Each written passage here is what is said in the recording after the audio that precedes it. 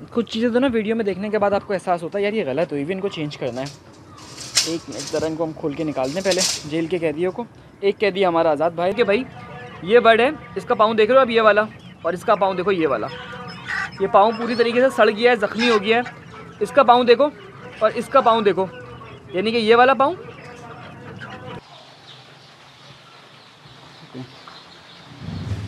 तेरी खैर। अच्छा अब सीन पता है क्या है यार, इसको जलाने के लिए मैंने क्या किया, नीचे गैस का पाइप लगा दिया और गैस के पाइप की वजह से अंदर से हीट निकल, जो जैसे बातें देखना चाह रहा है उसके हिसाब से वो हो। तो कल भी रेडी रहेगा, कल की जो वीडियो अपलोड होगी वो इंशाल्लाह बहुत टाइट होने वाली है।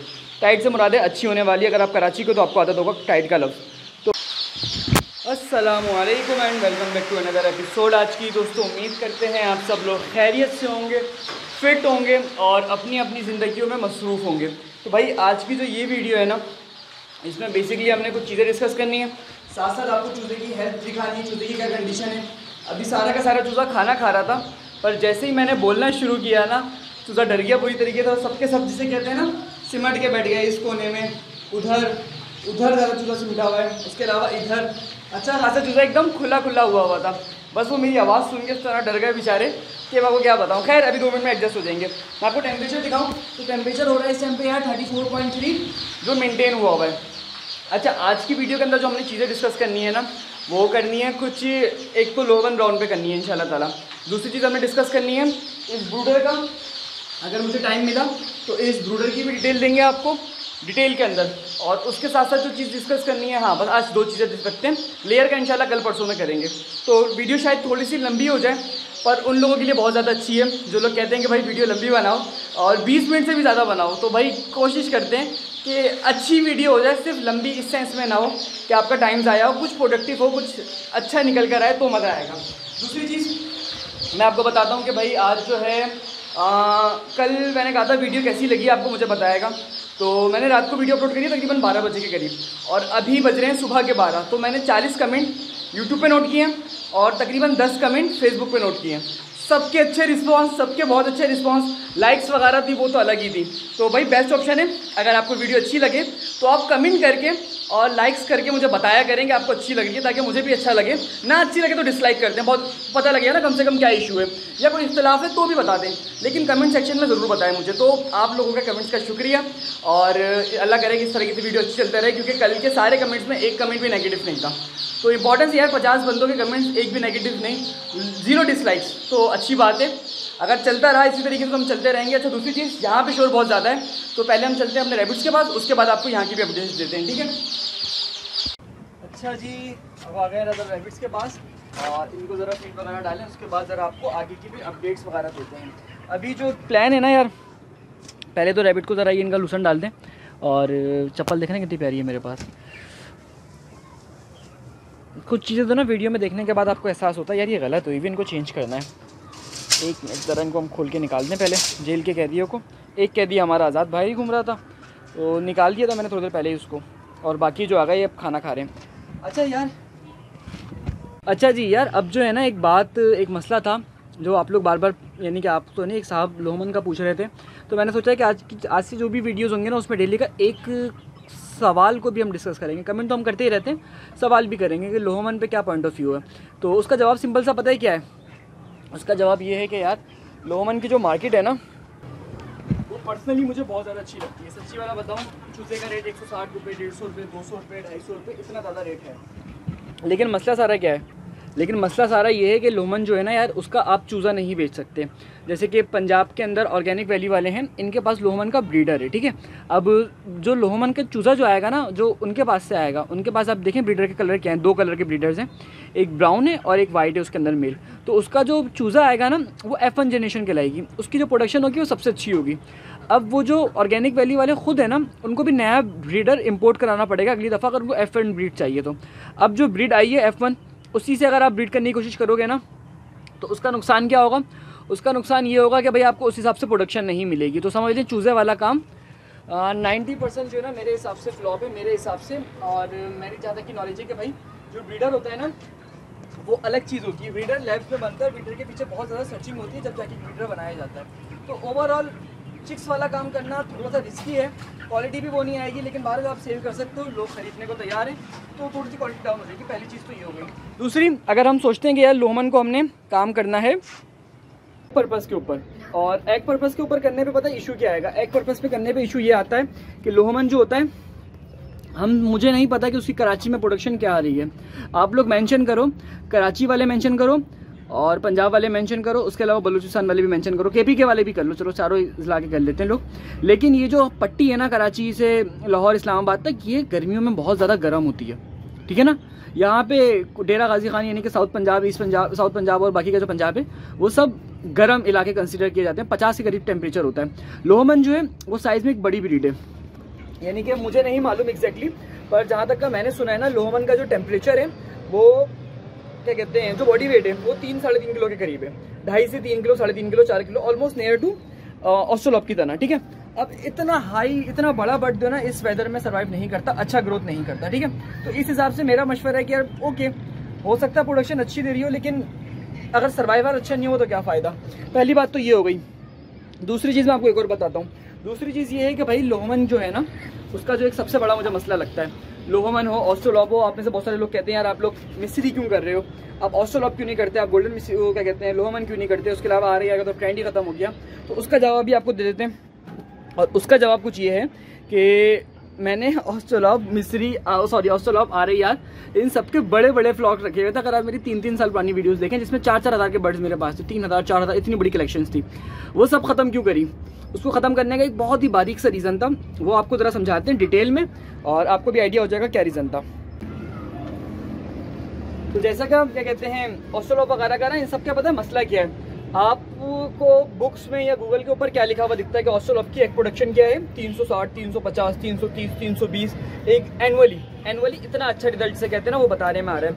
लेकिन इन एक्चुअल जब आप बर्ड रखते हो तो आपको क्या रिजल्ट मिलता है? 250 अंडे, 260 अंडे, 230 अंडे, 240 अंडे, इतना मिलता है। देखिए मैं बात नहीं कर रहा किसी ठंडे इलाके की, मैं बात कर रहा हूँ कराची, लाहौर, पंजाब, मुल्तान, यानी कि जो बेसिक पंजाब सिटी नहीं है, खैर वो पूरा सूबा तो है ना, तो इस यहाँ तक के जो इलाके ना ये गर्म इलाके कंसिडर किए जाते हैं। तो यहाँ पर अगर आप सेल कर रहे हो और क्या कहते हैं प्रोडक्शन वही मिल रही है तो क्या फ़ायदा। अच्छा, दूसरी चीज़ जो ऑस्ट्रेलोप के अंदर मेरे लिए बड़ा मसला बन गई थी, ऑस्ट्रेलोप, देखिए मैं ये नहीं कर रहा, मैं पहले बता दूं कि मेरा ये काम नहीं है कि मैं आप लोगों को कह रहा हूँ कि आप ऑस्ट्रेलोप मिस्री की तरफ आओ, आप आना है आपको आओ, अपने नहीं आना आप नहीं आओ। मैं बहुत छोटे स्केल पे काम करता हूँ, मैं खुश हूँ उसके अंदर, और मैं एक अपना पॉइंट ऑफ व्यू दे रहा था जो आप लोग करना चाह रहे हैं उस हवाले से।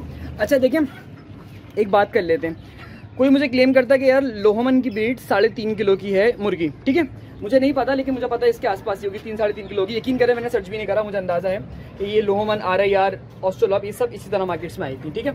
अब हम सपोज कर लेते हैं किसी के पास इस लेवल पर है, इस क्या कहते हैं इस तरह का वो बॉडी वेट दे रही है, तो इतनी बड़ी महंगी मुर्गी आपने करनी क्या है? फॉर एग्जाम्पल अगर एक मुर्गी 3.5 किलो की, तो वो फीड कितनी खाएगी?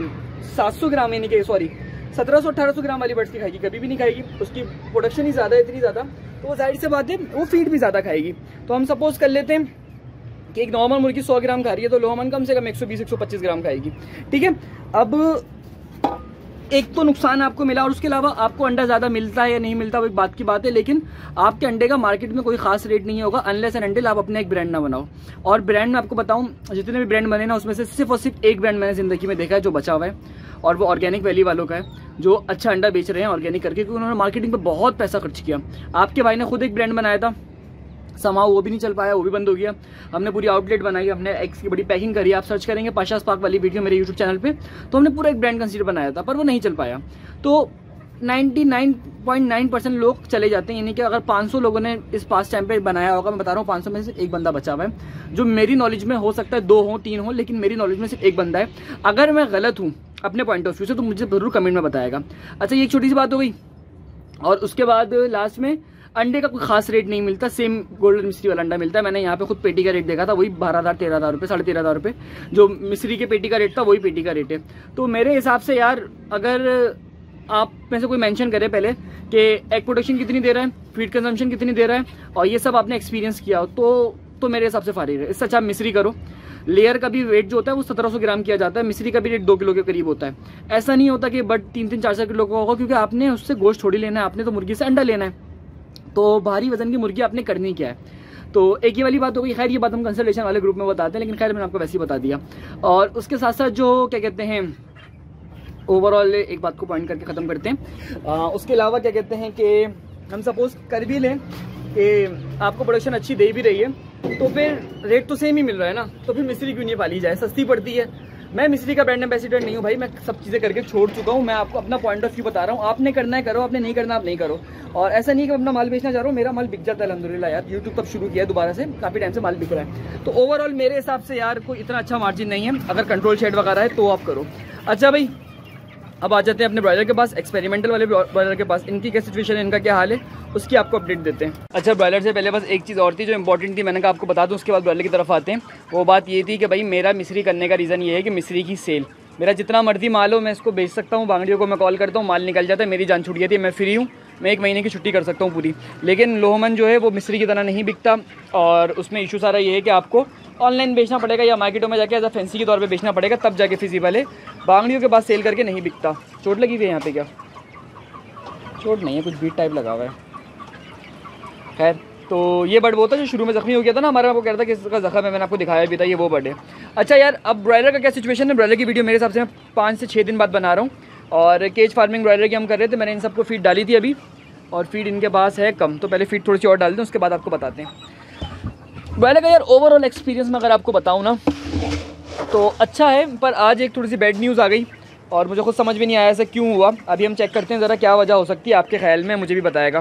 ब्रॉयलर मैंने आपको बताया था ये एक प्रैक्टिकल प्रोजेक्ट है, हम इंशाल्लाह ताला इस प्रोजेक्ट को बड़ा करके करेंगे, लेकिन अभी नहीं, कुछ टाइम के बाद, जब तक मुझे टाइम थोड़ा सा मिल जाए, ज़रा मैं समझ जाऊँ कि ब्रॉयलर फार्मिंग फिजिबल भी है कमर्शियल स्केल पर या नहीं फिजिबल है, ये ज़रा हम खुद डिसाइड करेंगे, उसके बाद सोचेंगे करना क्या है।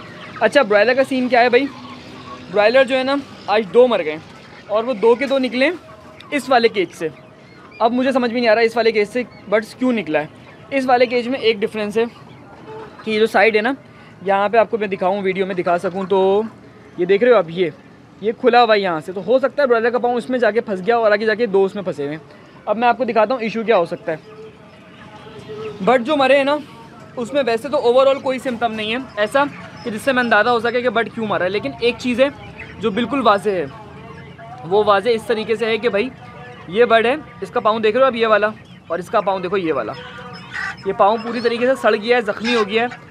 इसका पाँव देखो और इसका पाँव देखो, यानी कि ये वाला पाँव नॉर्मल है, ये वाला पाँव एब नॉर्मल है, कितना ज़्यादा स्वेल हुआ है। उसके अलावा इसकी जो ये वाला बोन जो जॉइंट जो होता है, ये जॉइंट भी तो ना सही बहुत ज़्यादा स्वेल हुआ है। मैं आपको ज़रा वीडियो में दिखा सकूँ तो ये देख रहे हो कितना ज़्यादा स्वेल हुआ है, जबकि इस ये वाला जॉइंट बिल्कुल क्लियर है। तो मुझे पर्सनली लग रहा है भाई इनकी डेथ का इशू ये हुआ होगा कि ये केज में कहीं फंस गए होंगे, उस चक्कर में ये मर गए। अच्छा, एक चीज़ बहुत इंपॉर्टेंट है आपको बतानी कि जब मैंने लास्ट वीडियो अपलोड करी थी उस टाइम पे मैंने इनकी फिजिबिलिटी बताई थी कि किस तरीके से आप काम कर सकते हो अगर आप काम करना चाह रहे हो केज के अंदर। उस वीडियो में मैंने कहा था कि हम प्लान करेंगे बड़ा इंशाल्लाह ताला, और जिससे भी काम करना होगा इन्वेस्टमेंट वगैरह का प्लान करेंगे और उसके बाद इस काम को बड़ा करेंगे। लेकिन उसमें मैंने एक बात और कही थी, और वो बात ये थी कि पहले हम इनका एक्सपेरिमेंट करेंगे कि ये करना चाहिए भी नहीं चाहिए, यानी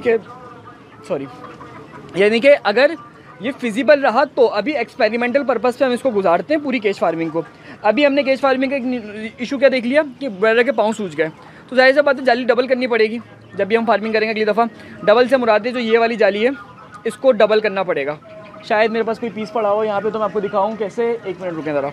हाँ, ये पीस पड़ा हुआ है ना, एक मिनट यार।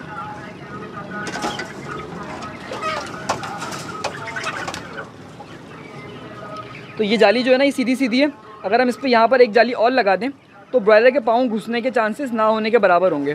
अभी आपको शायद अंदाज़ा नहीं हो रहा होगा, लेकिन गैप कम हो जाएगा, फिर उसके बाद ये ग्रीन नेट बिछाएं तो शायद काम हो जाए। तो खैर यहाँ पे एक फॉल आ गया, और एक्सपेरिमेंटल पर्पज़ से भाई यही फ़ायदा होता है कि जब आप थोड़ा सा एक्सपेरिमेंट कर लेते हो ना, तो आपको बहुत सारे मसाइल समझ में आ जाते हैं। ऐसा नहीं होता उसके बाद आपके पास मसले नहीं आएंगे, लेकिन मसलों की सिचुएशन थोड़ी सी कम हो जाती है। तो अब इसको डिसाइड करते हैं कि इसको किस तरीके से टैकल करना है और क्या वजह हो सकती है कि इन दोनों के पाँवों में इन्फेक्शन हो गया। और कमाल की बात है कि ना उस केज में से कोई मरा ना इस केज में से कोई मरा, दोनों के दोनों इसी केज से निकले। तो ख़तरनाक बात है, करना पड़ेगा, कुछ ना कुछ सोचना पड़ेगा। तो ये है अभी तक ब्रॉयलर फार्मिंग की सिचुएशन। जगह की गंदी हो रही है, आज मैंने सफाई करनी है यहाँ पे। और ये हमारे मिस्त्री सामने बैठे में, इनकी सिचुएशन ओवरऑल अच्छी है। और मिस्त्री के लिए भी अच्छी खबर है, मिस्त्री का रेट बहुत टाइट बढ़ा हुआ है, कराची के अंदर हो या कहीं पर भी हो, क्योंकि मिस्त्री के जो है ना इस टाइम पे मार्केट में शॉर्टेज हो गई है माल की। तो होता है हर दफ़ा ऐसा ही होता है, माल की शॉर्टेज हो जाती है। लोग बाद में आते हैं, उसके बाद उनके लिए आसानी हो जाती है। तो ये एक बड़ा ना खूबसूरत किस्म का फेवर मिलता है हमें। तो चले भाई, आज की इस वीडियो को एंड तो नहीं करते, आपको ज़रा दोबारा जाके बाकी बर्ड्स की अपडेट्स देते हैं और उसके बाद दिखाते हैं। अच्छा, इस बर्ड के अंदर हमारे पास एक इशू आया था कि ये मुर्गी देख रहे हो कितनी प्यारी है। अभी ये तैयार नहीं हुई, पर ये फुल बेहतरीन करके तैयार है जिसे कहते हैं। खैर, इस इशू को हम बाद में लेके चलेंगे। आप लोगों ने बताना है कि इस इशू को हम कब डिस्कस करें, क्योंकि ये वीडियो बहुत लंबी हो जाएगी। इधर हमने और भी चीज़ें डिस्कस करनी है। चलो ठीक है, इसको यहीं पर एंड करते हैं। मिलते हैं कल की वीडियो में। कल मुझे याद दिलाएगा कि मैंने इस पर बात करनी है, तो और कमेंट कर देगा इन्हीं की तरह, ताकि मुझे भी खुद भी याद रहे, मैं कमेंट्स देखता रहता हूँ। तो चलिए इनका ज़रा पानी वानी भरते हैं, उसके बाद निकलते हैं, ठीक है। अच्छा भाई, एक दिन पहले एक कमेंट आया था और वो पूछ रहा था यार आप इनको पानी कैसे देते हो, पानी का सिस्टम क्या है। तो पानी का सिस्टम बहुत ज़्यादा सिंपल है यार। ये ड्रम मैंने टॉप पे लगाया हुआ है और इस ड्रम के साथ जो है एक ये वाला सेटअप है, इसके थ्रू पानी जाता है। एक मिनट, मेरे हाथ में पाइप है, मैं आपको दिखा देता हूँ। ये जो सिल्वर कलर का जो बना हुआ है ना यार, इसके थ्रू पानी का रेगुलेट होता है, वो क्या कहते हैं, प्रेशर, और इस ड्रम से पानी आता है। तो कोई बहुत ज़्यादा सिंपल, कोई बहुत ज़्यादा टेक्निकल चीज़ नहीं है, बहुत ही सिंपल सी चीज़ है जिसके थ्रू हम पानी देते हैं। और उसके अलावा इस टैंकी में पानी डालने का तरीकाकार ये है कि हमारे पास जो इस जगह की एक्चुअल टैंकी है, वहाँ से मैं इसमें मैंने पाइप लगाया हुआ है और पाइप के थ्रू इसके ऊपर मैं चढ़ा देता हूँ। यानी कि पीछे मोटर लगी हुई है और साथ में एक और ड्रम रखा हुआ है पार्टीशन पे। और उसके अलावा हमारी जो छत है ना, वो कुछ इस तरीके से दिखती है। कराची जिसे कहते हैं ना, कि जो लोग बाहर के लोग देख रहे होंगे उनको पता लग रहा होगा कि किस तरह बिल्डिंगों का जाल है कराची के अंदर। और वाकई में यार जाल है। अगर मैं आपको बताऊँ, वो जो सामने आपको दिख रहा होगा यार, एक मिनट ज़रा मैं पाइप को एडजस्ट करूँ पहले, ताकि आपको हम आइडिया तो दे सकें। पाइप को हमने कर दिया एडजस्ट। वो जो आपको सामने बिल्डिंग दिख रही है ना, उस बिल्डिंग का साइज़ पता है क्या होगा? ऑलमोस्ट होगा 90 गज, 90 यार्ड्स। और अगर उसमें हो, क्या नाम है, आप पंजाब में हो, तो मेरे हिसाब से शायद 5 मल्ले, मेरे हिसाब से, मुझे नहीं मालूम, आप देख लेना। और 5 मल्ले के ऊपर तकरीबन 9 फ्लोर डले हुए हैं। वो 9 फ्लोर डले हुए हैं और हर फ्लोर के ऊपर 2 फ्लोर वो बने हुए हैं। और इसके अलावा एक बेसमेंट अलग है, यानी कि 10 फ्लोर कर लो आप टोटल। तो 10 के अंदर 2 वो पार्टीशन है, यानी कि 2 फ्लैट्स बिकते हैं। तो समझ लो मोटा मोटा अगर आप कर रहे हो ना फार्मिंग, तो मोटी मोटी तकरीबन फार्मिंग कह रहा हूँ, मोटी मोटी तकरीबन 90 गज के ऊपर 10 फैमिलीज रहती हैं।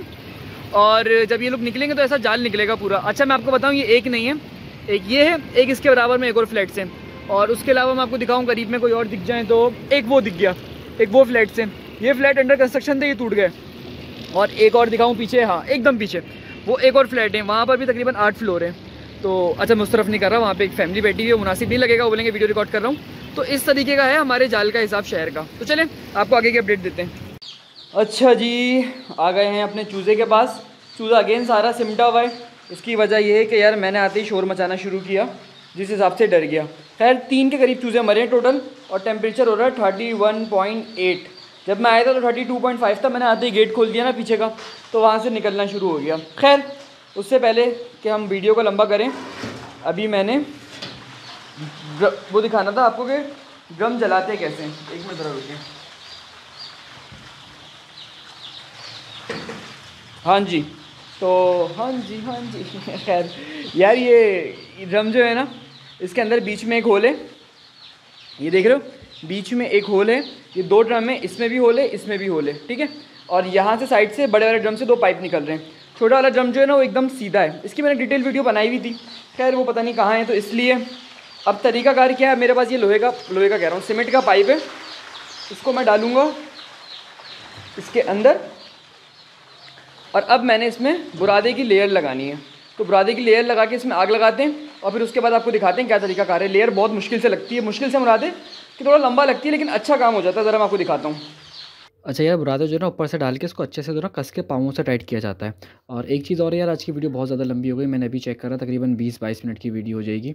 और इसको देखो ना, अच्छे से डालने के बाद मैं अच्छे से उसको पाँव से प्रेस करूँगा, क्योंकि जितना टाइट प्रेस करेंगे उतनी देर तक जलेगा। तो ये तरीकाकार होता है, और आपको एक ना प्रोफेशनल तरीके से काम करना पड़ता है। ये 30-35 किलो का बैग है भाई, तो इसको उठाने में मैं क्या, कोई भी आदमी हिल जाएगा। वो तो आपका भाई मज़दूर बन चुका है काम कर करके, जिसे कहते हैं ना।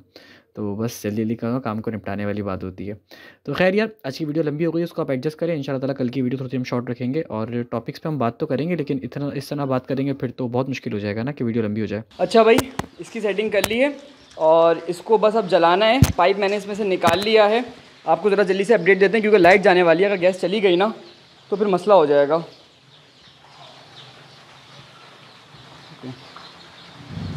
तेरी खैर। अच्छा, अब सीन पता है क्या है यार, इसको जलाने के लिए मैंने क्या किया, नीचे गैस का पाइप लगा दिया, और गैस के पाइप की वजह से अंदर से हीट निकल रही है। खैर इसमें मट्टी का तेल लगा के भी इसको आग लगा सकता था, पर गैस आ रही है तो इससे हम इसको जलाएंगे और थोड़ी देर के अंदर ये जलना शुरू हो जाएगा। जब तक चूज़ा भी थोड़ा डरेगा। अच्छा इसका पता है इशू क्या, अब मैं आपको ज़रा समझा देता हूँ। यानी कि ये बिल्कुल नीचे से आर पार हुआ है, यहाँ से बेसिकली ये ऑक्सीजन लेता है और फिर उसके बाद यहाँ पर जो है आग लग जाती है, और फिर जब मैं इसको बंद करूँगा तो ये आग बजाय जलने के इसमें सिर्फ और सिर्फ हल्का सा जो है ना ये सुलगता रहेगा, ये आग नहीं लगेगी इसमें, और ये 10 से 12 घंटे मुझे आराम से दे देगा। मैं ज़रा पीछे हो जाऊँ बगैर किसी मसले के।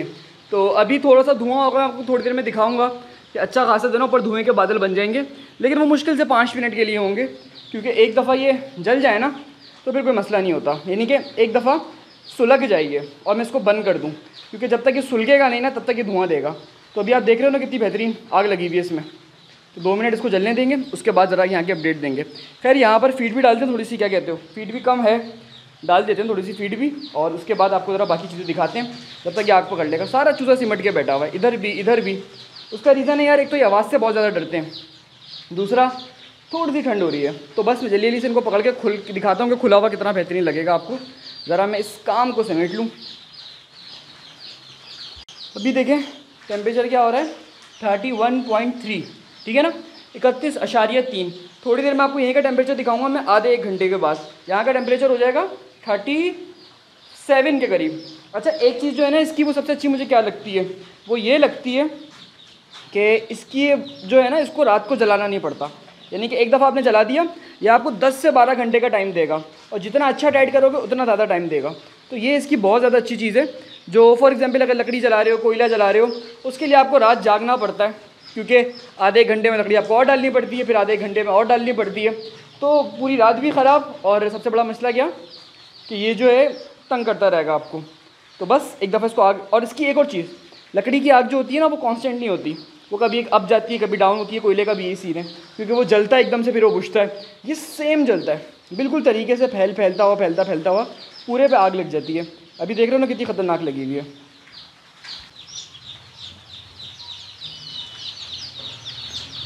अच्छा जी भाई, अब जो चूज़े की सिचुएशन है ना वो ये है कि इनको सबको मैंने फीड डाल दी है, पानी डाल दिया है, अंदर बहुत शदीद मुझे गर्मी लग रही है, तो इसलिए बस वीडियो को हम जो ना जल्दी जल्दी से एंड करेंगे, इससे पहले कि मोबाइल भी तो ना हीटअप हो जाए, क्योंकि उसको खोले हुए अच्छी खासी देर हो गई है मुझे।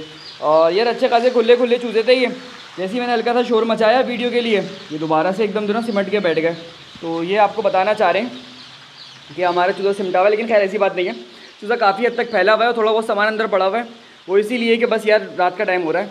वीडियो को एंड करते हैं जल्दी से, और कल है दिन भी बहुत ज़्यादा लंबा और काम भी बहुत सारे हैं। तो कल जो है ना, कल वाले काम निपटा के फिर आपको दिखाते हैं कि क्या चीज़ें चल रही हैं, और एग्जीबिशन की भी यार तैयारियां चल रही हैं। सच्ची बताओ ना, एग्जीबिशन का अच्छे खासे काम ड्यू रह गए हैं इस वजह से। और कल एक बड़ा मज़ेदार का सरप्राइज़ है यार आपके लिए, बहुत जिसे कहते हैं ना ओके किस्म का सरप्राइज़ है, तो इंशाल्लाह वो भी दिखाएंगे आपको। बल्कि सरप्राइज़ बता देते हैं आपको, नहीं खैर है कल पे रखते हैं यार, कल बताएंगे ना, ताकि कल अच्छा भी लगे और जो जैसे बातें देखना चाह रहा है उसके हिसाब से वो हो। तो कल भी रेडी रहेगा। कल की जो वीडियो अपलोड होगी वो इंशाल्लाह बहुत टाइट होने वाली है।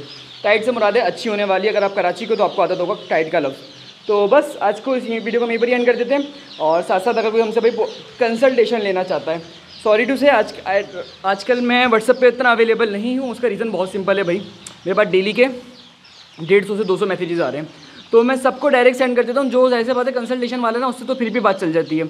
जो डायरेक्ट ऐसी लोग हैं ना इन्फॉर्मेशन वाले, उनसे यार माजरत के साथ नहीं बात हो पा रही।